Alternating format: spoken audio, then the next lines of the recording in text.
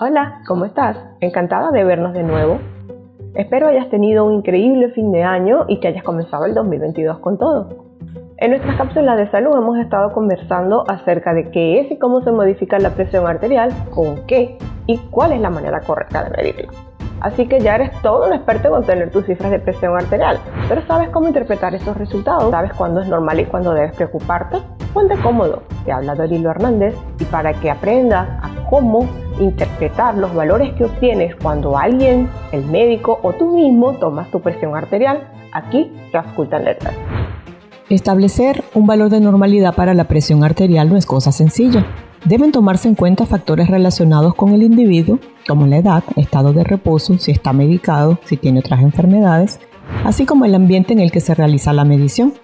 No es lo mismo una medición de presión arterial obtenida en consultorio a una obtenida en monitoreo ambulatorio o automonitoreo.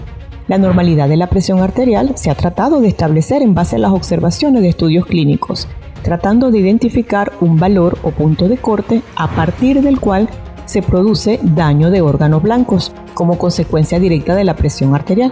No se ha encontrado ese valor absoluto a partir del cual puede decirse con exactitud que la presión arterial causará de seguro o no causará daño, razón por la cual las cifras establecidas provienen más sobre consensos de grupos de expertos y estos consensos no son únicos, lo que ocasiona que diversos grupos consideren distintos valores de normalidad para la presión arterial. Para simplificar el asunto, digamos que con excepción de la práctica médica de los Estados Unidos, se considera una presión arterial normal por debajo de 140 y por debajo de 90 milímetros de mercurio. Para los americanos este valor es más bajo, siendo por debajo de 180 milímetros de mercurio los valores normales. Dentro de los valores de normalidad se establece también sus clasificaciones y dentro de esta subclasificación se considera que la presión arterial normal óptima es aquella que está por debajo de 120-80 milímetros de mercurio. Aunque los valores por encima de 120-80 milímetros de mercurio, pero por debajo de 140-90 milímetros de mercurio pueden recibir diferentes etiquetas dependiendo del consenso de expertos, lo realmente importante es que los individuos en este rango estarían ubicados en un escalón de riesgo más alto que los individuos con presión arterial óptima, aunque sus valores de presión arterial aún se consideren dentro de lo normal.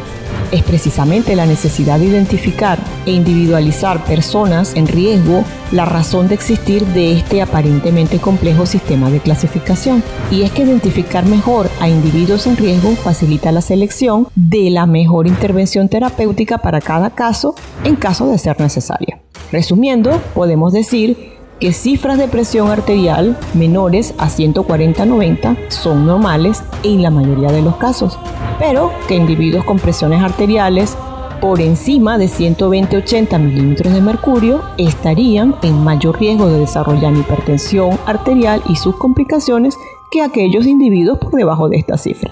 Ahora bien, los valores que te mencioné aplican solo para la presión arterial medida en consultorio. En caso que midas tu presión arterial en casa, automonitoreo, debes considerar como normal un valor promedio de las mediciones que esté por debajo de 135-80 milímetros de mercurio y anormal si el valor es igual o por encima de este valor. Si la medición es a través de un mapa, se considerará normal un valor diurno por debajo de 135-85 milímetros de mercurio o nocturno por debajo de 120-70 milímetros de mercurio o el promedio de presiones arteriales durante las 24 horas por debajo de 130-80 milímetros de mercurio.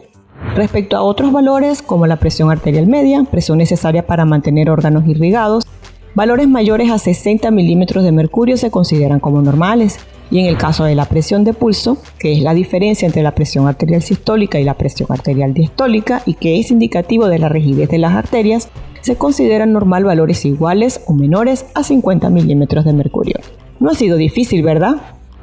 Ahora ya sabes sin considerar normales o no los valores de presión arterial que has obtenido, pero tener un valor fuera de ese rango significa que tienes hipertensión arterial. Eres verdaderamente una persona hipertensa.